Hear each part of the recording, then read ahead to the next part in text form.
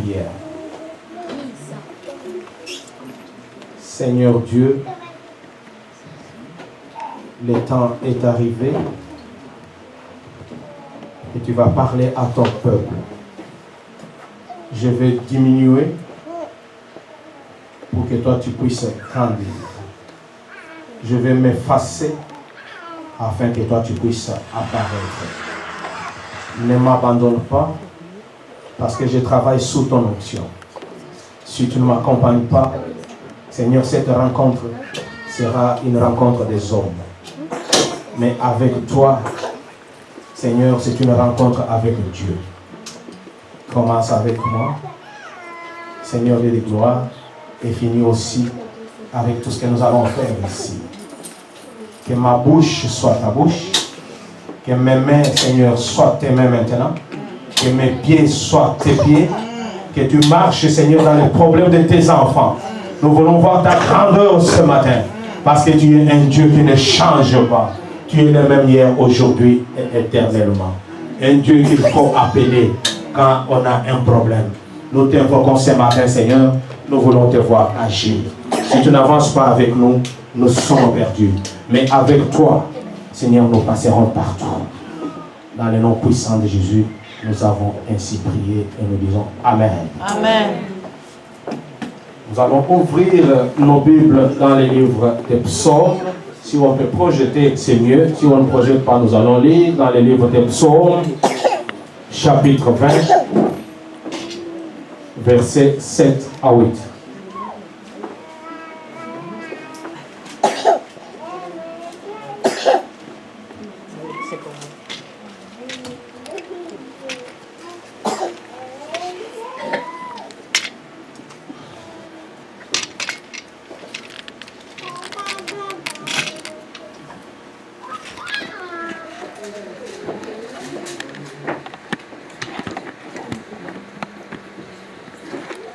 Dans ma Bible, je vais lire Louis II, Psaume 20, chapitre 7 et 8. Je sais déjà que l'Éternel sauve son roi. Il l'exaucera des cieux et sa sainte demeure. Mais le verset qui m'intéresse plus, c'est le verset 8, mais dans certaines versions, ça vient au verset 7. Ceux qui s'appuient sur leur char, ceux-ci s'appuient sur leur char, ceux-là s'appuient sur leurs chevaux. Nous invoquons le nom de l'Éternel, notre Dieu. Je vais ajouter une autre portion des versets bibliques que nous allons lire dans 2 Rois, chapitre 19. 2 Rois 19, de 10 à 11. 2 Rois 19, de 10 à 11. Nous lisons. Vous parlerez ainsi à Ézéchias, roi de Juda, que ton Dieu auquel tu te confies ne t'abuse point en disant Jérusalem ne sera pas livrée entre les mains du roi d'Assyrie. Voici, tu as appris ce qu'ont fait les rois d'Assyrie à tous les pays, et comment ils les ont détruits, et toi tu seras délivré. Le Dieu des nations que mes pères ont détruites, les ont-ils délivrés? Et Gozan, Charan, Retsep et les fils d'Éden qui sont à Télassar. Où sont les rois de Hamath? Les rois d'Arpad et les rois des villes de Sepharvaïm, d'Énan et d'Imba. Ézéchias prit la lettre de la main des messagers et la lut, puis il monta à la maison de l'Éternel et la déploya devant l'Éternel. Je reprends le verset 14. Ézéchias prit la lettre de la main des messagers et la lut. Puis il monta à la maison de l'Éternel et la déploya devant l'Éternel. On saute, on lit des 32 à 36. C'est pourquoi ainsi parle l'Éternel sur le roi d'Assyrie. Il n'entrera point dans cette ville. Il n'y lancera point de traits. Il ne lui présentera point de bouclier. Et il n'enlèvera point de retranchement contre elle. Il s'en retournera par le chemin par lequel il est venu. Et il n'entrera point dans la ville, dit l'Éternel. Je protégerai cette ville pour la sauver à cause de moi et à cause de David, mon serviteur. 35. Cette nuit-là, l'ange de l'Éternel sortit et frappa dans les camps des Assyriens 85 000 hommes. Et quand on se leva le matin, voici, c'était tous des corps morts. Alors Sanchérib, roi d'Assyrie, levant son camp, partit et s'en retourna, et il ne resta à Ninive. Amen, la parole de Dieu. Amen. La parole nous dit ceci: certains comptent sur leurs chars, et certains aussi comptent sur leurs chevaux. Mais nous comptons sur l'Éternel Dieu, l'Éternel des armées.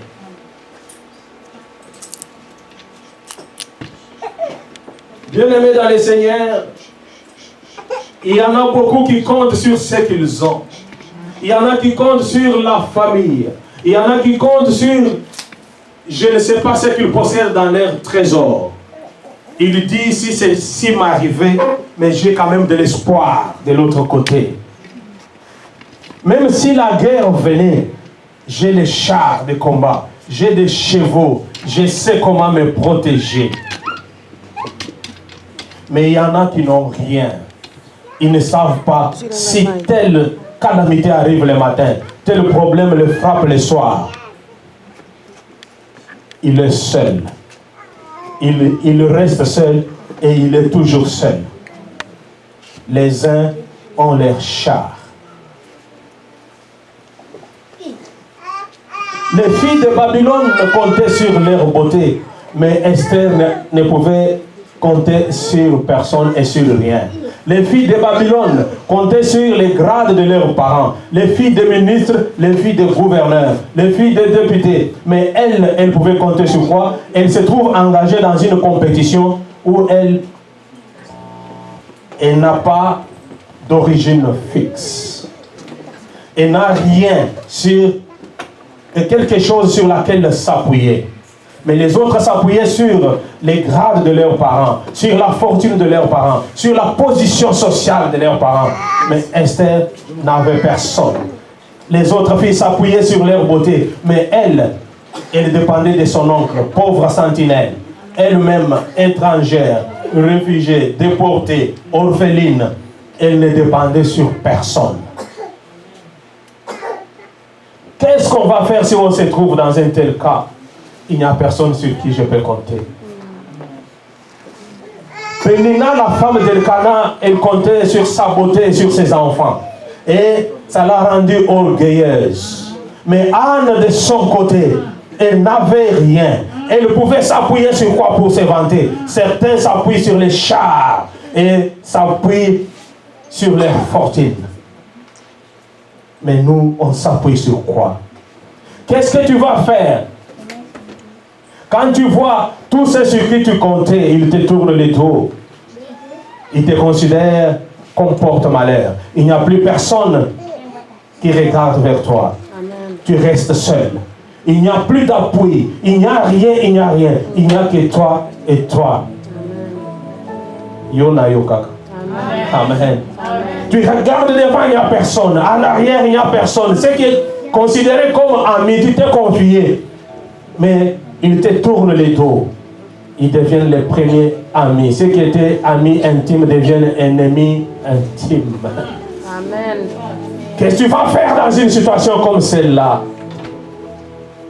Tu n'as rien. Ceux qui te regardent disent qu'ils sont nombreux dans la famille, mais dans ton cœur tu dis, ceux qui voient la famille. Nous sommes nombreux, c'est comme si je suis seul. Il n'y a personne qui peut s'élever pour me défendre. Amen, amen, amen. Il n'y a personne qui peut s'élever. Nombreux s'appuient sur leur char. Et toi, tu vas t'appuyer sur quoi? Il y en a qui sont restés tels qu'ils sont. Après eux, il n'y a rien. Devant eux, il n'y a rien. Mon message de ce matin s'intitule Dieu existe. Amen. Dieu existe. Amen. Pendant que les autres comptent sur leur beauté, comptent sur leur fortune, comptent sur leur position sociale. Et alors toi, tu te trouves peut-être abandonné. Tu te trouves peut-être délaissé. Qu'est-ce que tu vas faire à un tel moment? Tu regardes dans ton compte avant qu'il n'y a rien. Mais le problème qui t'arrive est plus grand que toi, plus grand que ton corps. Mais dans le compte, il n'y a que des négatifs. Qu'est-ce que tu vas faire pendant ce temps?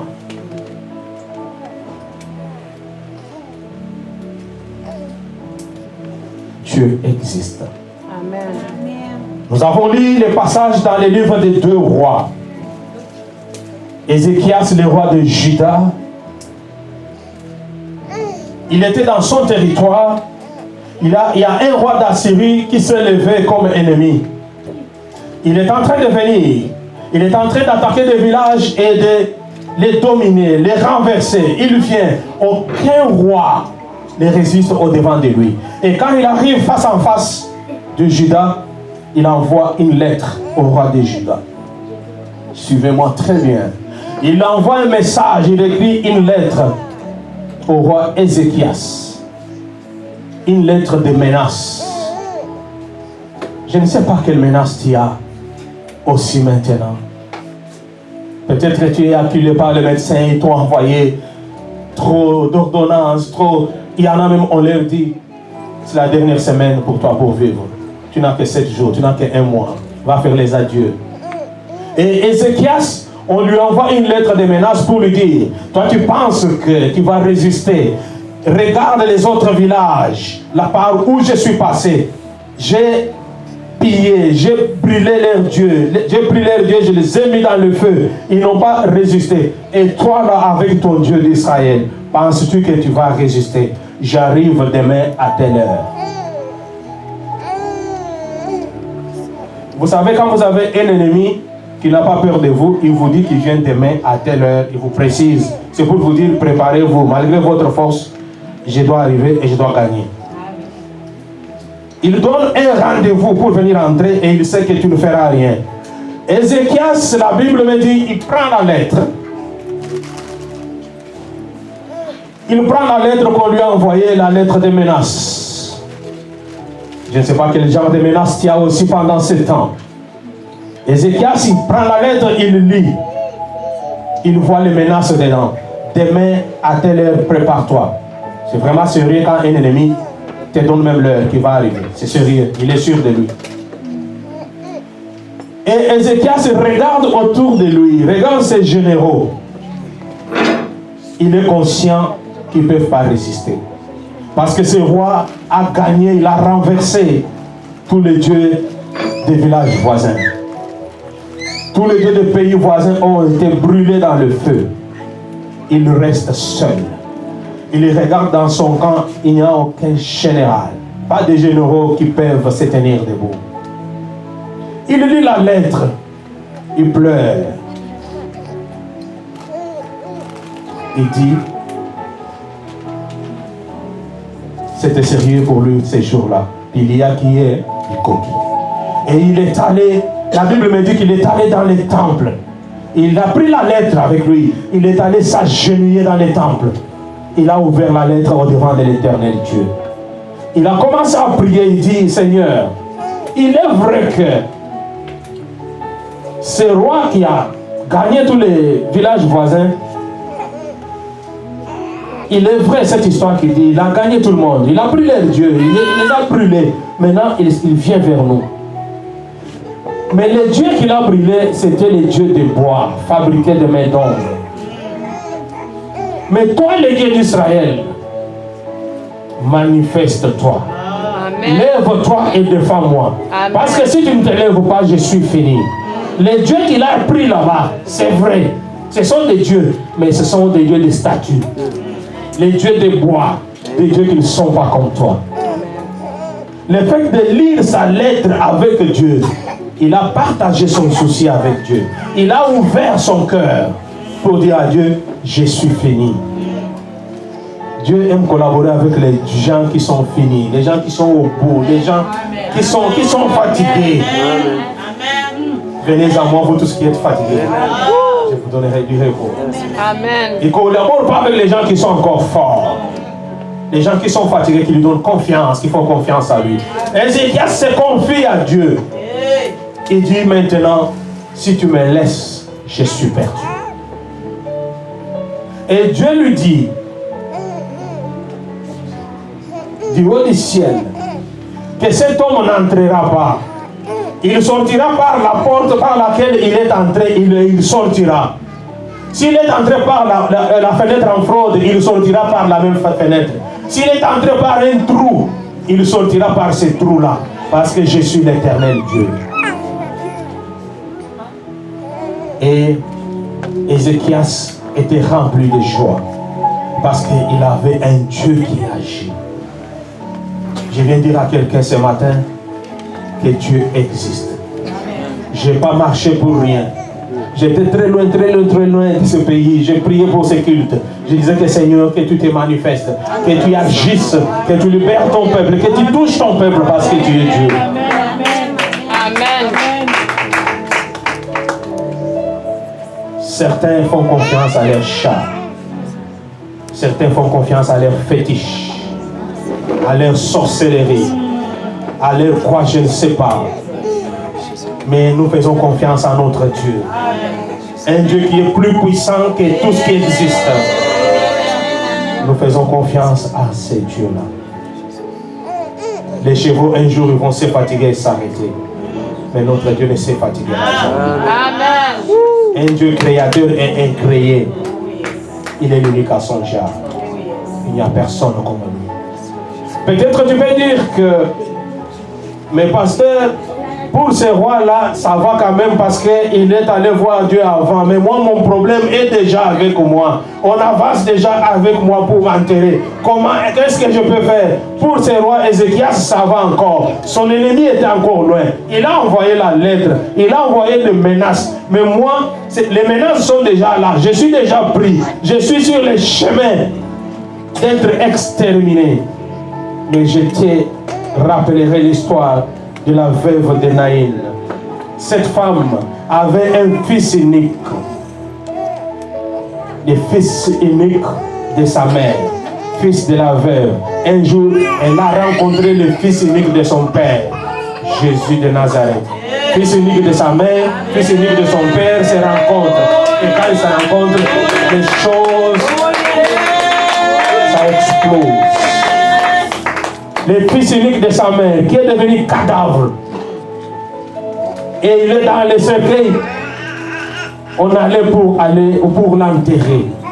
Peut-être, tu me dis, mais le roi là, ça va encore. Le problème n'était pas encore venu. Il a prié de t'intervenir. Mais moi, mon problème déjà, je suis en route vers la mort. Mais le fils unique de la veuve était dans le cercueil. On ne l'appelait plus fils, ou on l'appelait du nom de mort, les cadavres. Et on allait avec lui vers le cimetière. Et quand on arrive à la frontière pour sortir la ville, aller au-delà vers le cimetière, le fils unique de son père arrive. Jésus-Christ il sort. Et quand il sort, il touche les cercueils. Il touche les cercueils. Les cadavres que tout le monde appelait cadavres, lui il l'appelle jeune homme. Tout le monde voyait les cadavres, mais lui voyait un jeune homme. Il lui dit, jeune homme, lève-toi. Peut-être que ta santé est en train de partir vers le cimetière. Peut-être que ton espoir est en train de partir. Peut-être ta joie est en train de partir dans le cercueil, est en train de partir. Tu n'attends que l'enterrement. Tu vois ta joie partir. Mais Jésus est capable de toucher le cercueil et ta joie peut revivre encore. Parce qu'il n'y a pas un télé avec lui. Quand il touche même ce qui est mort, ça reprend vie. Alléluia. Quand il touche ce qui est mort, ça reprend vie. Voilà pourquoi je te dis, Dieu existe. J'ai pris mon temps pour arriver ici et te confirmer. Peut-être que tu le sais, mais je viens te rappeler encore que Dieu existe. Cette femme, son espoir était parti parce que c'était son enfant unique. Elle croyait peut-être qu'à ma vieillesse, c'est cet enfant qui va s'occuper de moi. Peut-être qu'elle n'avait plus l'âge de mettre au monde. C'était son seul espoir. Pendant que les autres comptaient sur leurs enfants, comptaient sur leur argent, comptaient sur leur famille. Mais elle, son unique espoir, on allait l'enterrer. Peut-être tes relations sont sur le point d'être enterrées. Ta santé sur le point d'être enterrée. Ton espoir sur le point d'être enterré. Mais si Jésus met ses pieds dans ton problème, ça va régler. Mais peut-être tu me diras, oui, ça se comprend quand même, mais il était quand même cadavre, il n'était pas encore dans la terre, on avançait avec lui.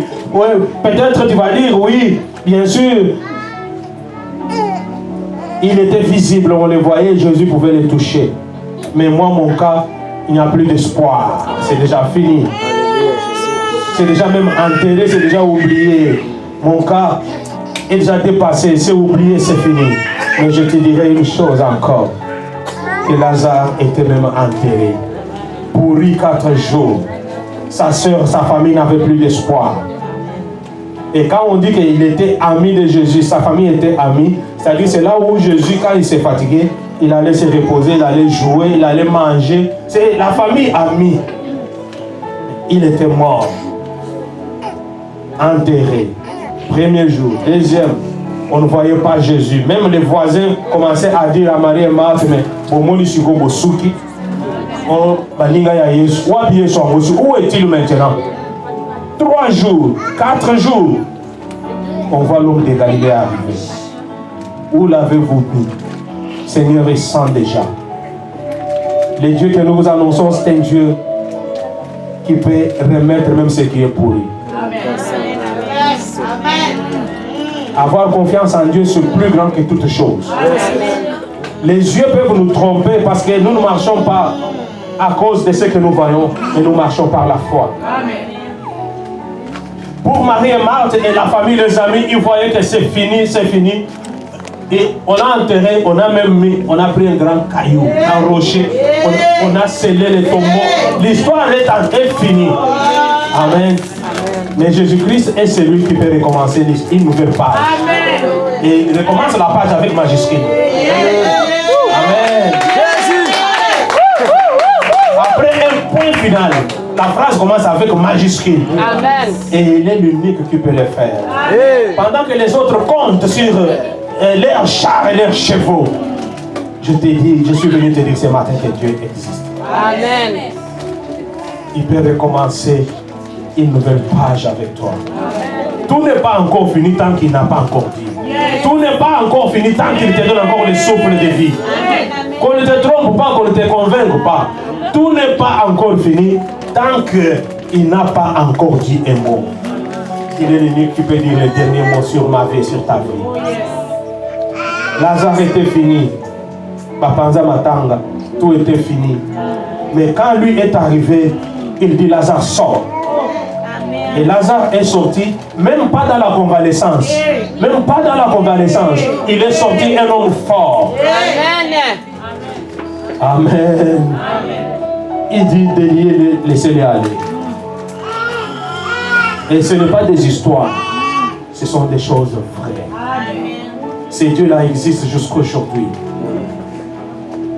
Dans le cas d'Ézéchias, la Bible nous dit que Dieu s'est levé, il a agi, un ange de Dieu est descendu et tous les ennemis, on les a trouvés le matin, tous morts. L'Éternel désarmé, il a l'armée. Il a les armées qu'il peut libérer, combattre pour vous et contre vos ennemis. On a trouvé les ennemis morts et le roi a fui, il est sorti par la porte par laquelle il est entré. Laisse-moi te dire ce matin que si tu saisis ces dieux, tu les regardes de l'œil de la foi, il est capable de faire sortir les sorciers de ta famille, les sorciers, tous les ennemis qui t'embêtent, ils doivent sortir par les trous, par les canaux à travers lesquels ils sont entrés. Parce qu'il est Dieu. Amen. Il est Dieu. Il ne change pas. Il est le même hier, aujourd'hui et éternellement. Qu'est-ce que tu vas faire Si tu regardes, tu remarques que tout ce que tu fais, ça ne marche pas. Tu fais les affaires, ça n'avance pas. Tu fais le travail, il n'y a plus même de force. Tout est fini. Qu'est-ce que tu vas faire? Tu es abandonné. On te donne un nouveau nom, porte-malheur. Alors que tu ne l'es pas. Le monde est capable de te mettre à genoux et de là, il te donne un nouveau nom. Porte-malheur. Il commence à t'éviter. Mais c'est lui, le monde, qui t'a amené jusque-là. Il a enlevé tout ce que Dieu t'avait donné. Parce que tu étais distrait. Ce n'est plus le temps de distraction. L'ennemi est mauvais. Il est là pour détruire, pour voler et pour égorger. Je suis venu te dire ce matin que Dieu existe. Il y a un Dieu au ciel, bien-aimé. Dieu existe. Et s'il met ses pieds dans tes problèmes, tu recommences une nouvelle vie. Et tous ceux qui t'ont humilié, ils s'approcheront pour t'applaudir. C'est pour cela qu'il faut faire confiance à ces dieux-là. Il faut faire confiance à ces dieux-là. Et si quelque chose ne marche pas dans ta vie, ne dis pas toujours non, c'est la volonté de Dieu. Non, arrête-toi. Contrôle. Invoque ton Dieu. Arrête-toi. Contrôle. Tout n'est toujours pas la volonté de Dieu. Bien sûr que la volonté de Dieu existe aussi. Il faut bien contrôler. Il faut revenir à l'Éternel.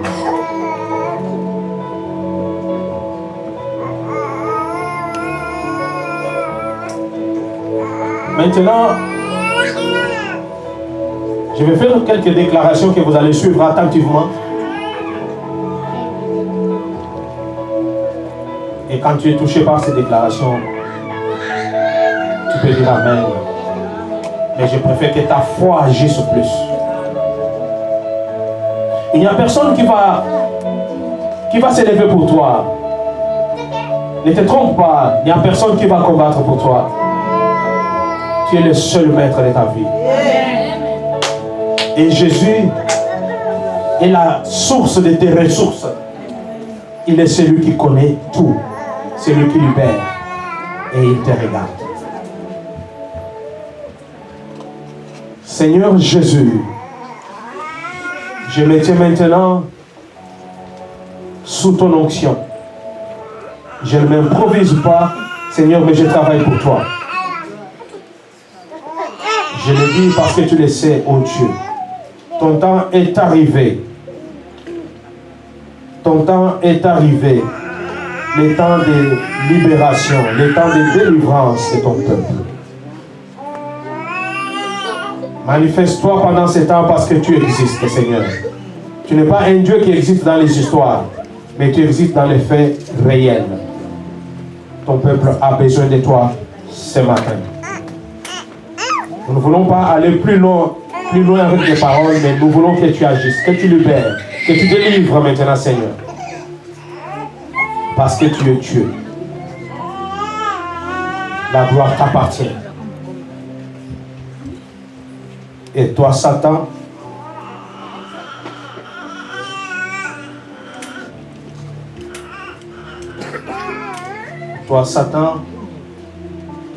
je te parle au nom de Jésus de Nazareth.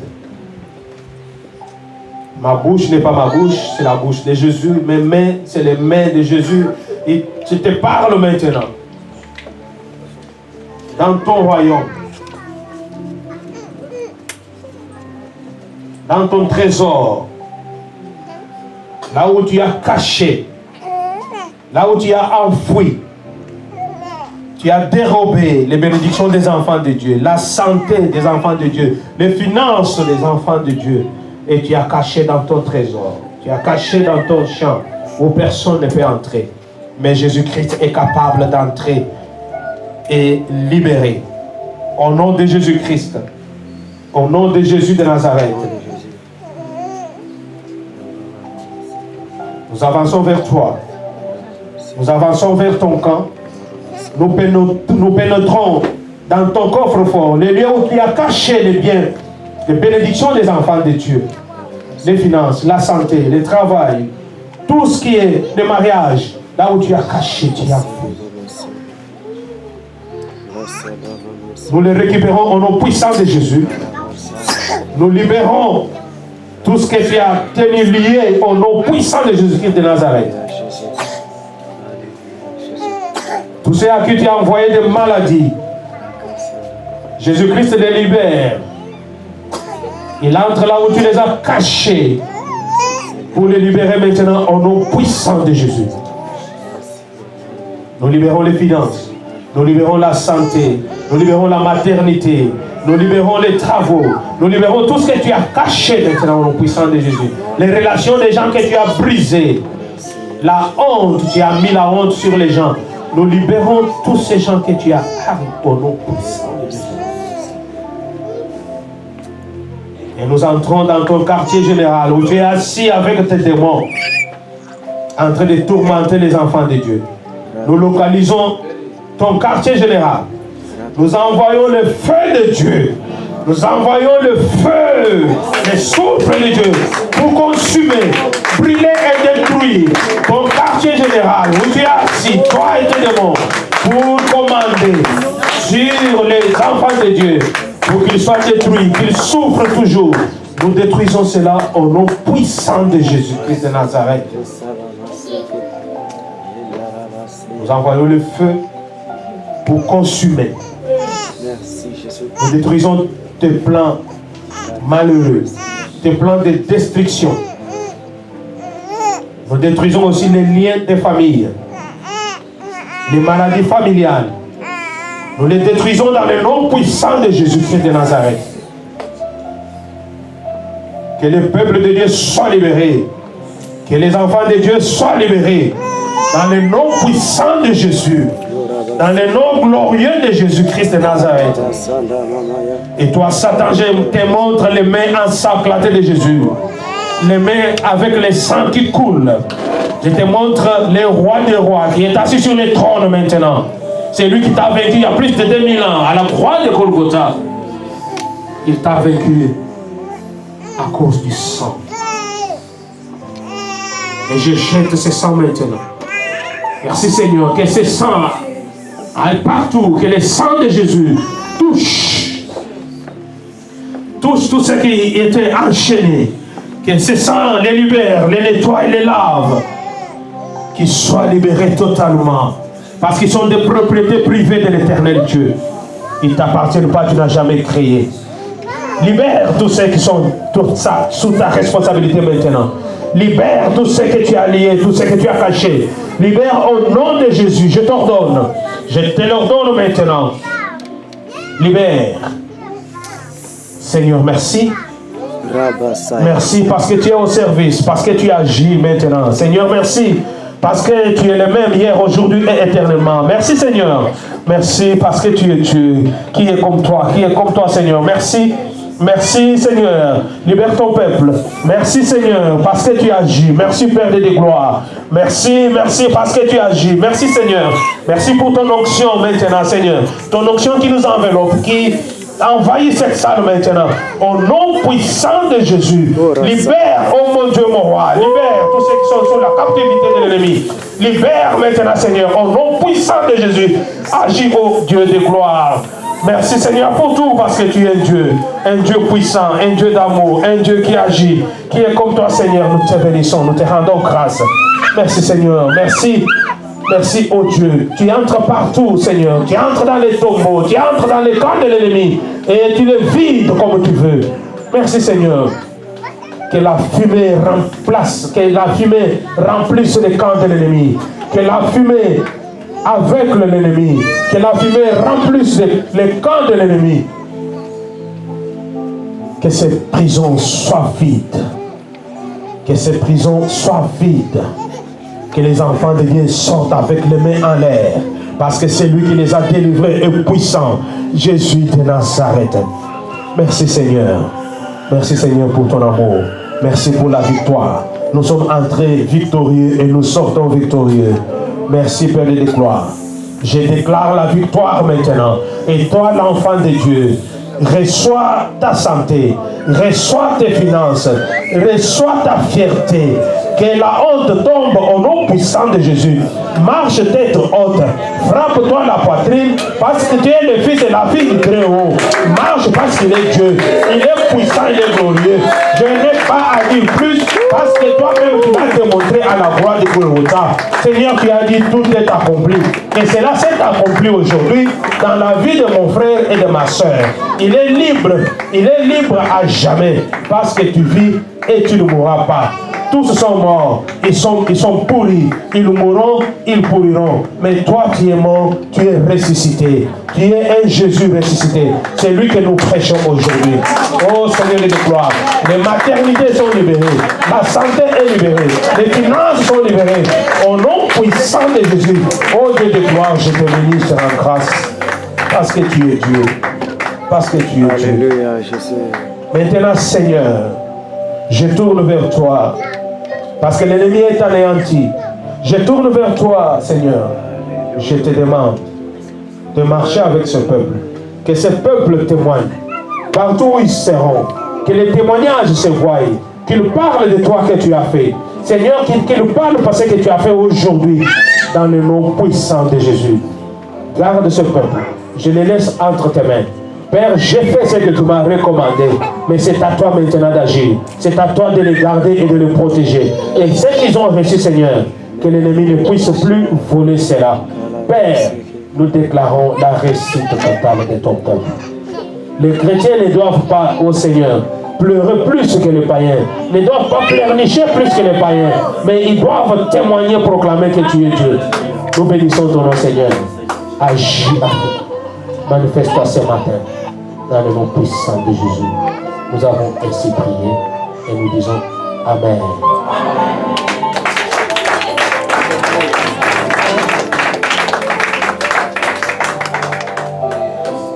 Alléluia. Que notre Dieu vous bénisse ce matin. Merci Seigneur. Tu es Dieu. Tu ne trompes pas. Nous attendons de toi, Seigneur, des témoignages de tes enfants. Sois glorifié, sois béni. Amen. Je voudrais parler des héritiers et sa femme. Oui, j'ai un dernier rendez-vous